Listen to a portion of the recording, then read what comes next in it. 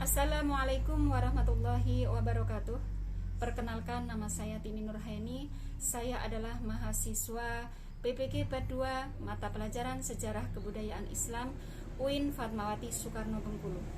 Kali ini saya akan menjelaskan tentang metode pembelajaran yang saya gunakan pada materi pembelajaran Sejarah Kebudayaan Islam dengan tema Perjuangan dakwah Rasulullah Shallallahu Alaihi Wasallam di Madinah. Ini saya akan menggunakan media pembelajaran berupa papan 3 dimensi. Selanjutnya, mari kita simak penjelasan berikut ini. Assalamualaikum warahmatullahi wabarakatuh. Apa kabar anak-anak ibu hari ini? Semoga kita semua tetap dalam lindungan Allah Subhanahu wa Ta'ala. Pada hari ini, kita akan mempelajari tentang materi perjuangan dakwah Rasulullah Shallallahu Alaihi Wasallam di Madinah.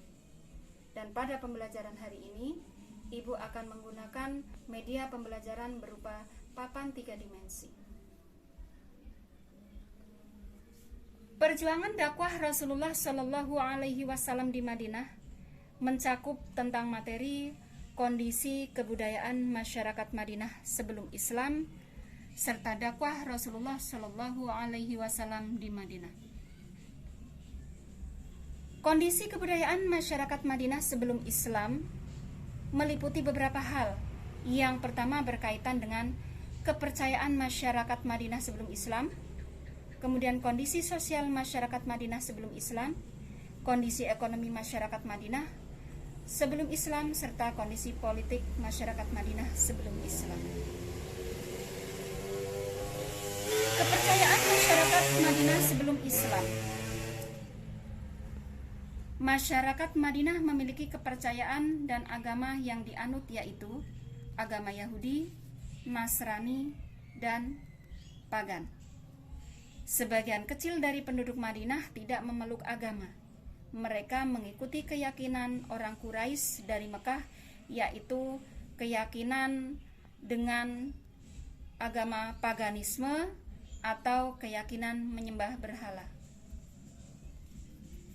Selanjutnya, kondisi sosial masyarakat Madinah sebelum Islam. Madinah memiliki dua kebudayaan, yaitu kebudayaan Arab dan Yahudi. Keduanya sangat berbeda, namun pada awalnya berasal dari satu suku bangsa, yaitu ras Semit. Di samping itu, kedua bangsa muncul beberapa suku atau kabilah, yaitu kabilah Aus dan Khazraj dan kabilah Yahudi. Kabilah Aus dan Khazraj adalah kabilah yang berasal dari satu kabilah di Arab Selatan. Sedangkan kabilah Yahudi yaitu merupakan kabilah yang berasal dari bangsa pendatang di Madinah. Kondisi politik masyarakat Madinah sebelum Islam. Dalam kondisi politik masyarakat Madinah tidak menerapkan konsep kerajaan, melainkan berada di tangan suku atau kelompok tertentu. Suku pertama di Madinah adalah suku Amalikoh. Kemudian bangsa Yahudi datang dan menaklukkan suku Amalikoh. Sejarah menyebutkan bahwa orang Masehi di Syam sangat membenci Yahudi, sehingga menyebabkan peperangan dan perebutan kekuasaan hingga datangnya Nabi Muhammad Shallallahu Alaihi Wasallam. Kondisi ekonomi masyarakat Madinah sebelum Islam. Madinah berada di tempat yang sangat strategis sebagai jalur penghubung antara kota Yaman dan Syria. Madinah merupakan kota yang subur dengan pertanian. Kota Madinah terdapat persawahan dan perkebunan yang menjadi sandaran hidup penduduk. Penghasilan terbesar adalah kurma dan anggur. Di kota ini juga terdapat beberapa pabrik yang besar yang dikelola oleh orang-orang Yahudi. Di Madinah terdapat pasar yang terkenal, yaitu Pasar Bani Koinuko. Berikutnya adalah dakwah Rasulullah Shallallahu Alaihi Wasallam di Madinah. Strategi dakwah Rasulullah Shallallahu Alaihi Wasallam di Madinah meliputi beberapa hal. Yang pertama, strategi dengan cara membangun masjid. Kemudian, dengan cara mempersatukan kaum muhajirin dan kaum ansor, lalu menyusun undang-undang dan menciptakan kesejahteraan umum serta mengembangkan pendidikan dan dakwah. Membangun masjid adalah strategi yang pertama. Masjid yang pertama kali dibangun Nabi Muhammad di Madinah adalah Masjid Nabawi yang dibangun pada bulan Rabiul Awal tahun 1 Hijriah atau 622 Masehi. Masjid Nabawi dibangun di atas tanah milik Sahal dan Suhail bin Amr.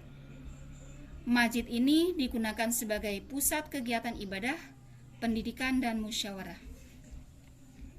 Strategi berikutnya adalah mempersatukan kaum muhajirin dan kaum ansor.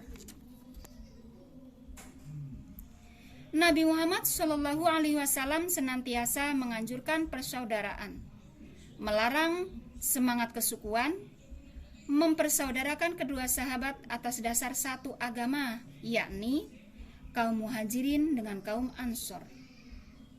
Kaum muhajirin yaitu kaum muslimin yang hijrah dari Mekah ke Madinah.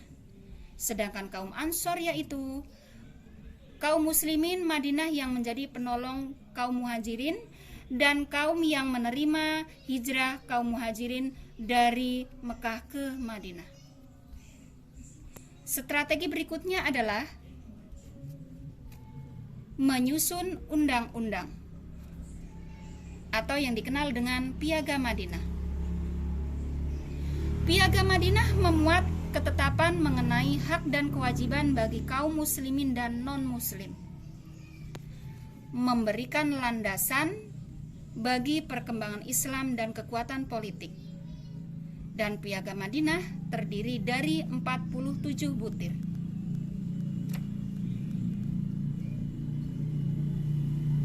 Strategi berikutnya, menciptakan kesejahteraan umum. Dalam hal menciptakan kesejahteraan umum, Rasulullah. Demikianlah penjelasan tentang metode pembelajaran papan 3 dimensi yang saya gunakan dalam pembelajaran hari ini berkaitan dengan perjuangan dakwah Rasulullah Shallallahu Alaihi Wasallam di Madinah. Kurang lebihnya saya mohon maaf. Saya akhiri. Assalamualaikum warahmatullahi wabarakatuh.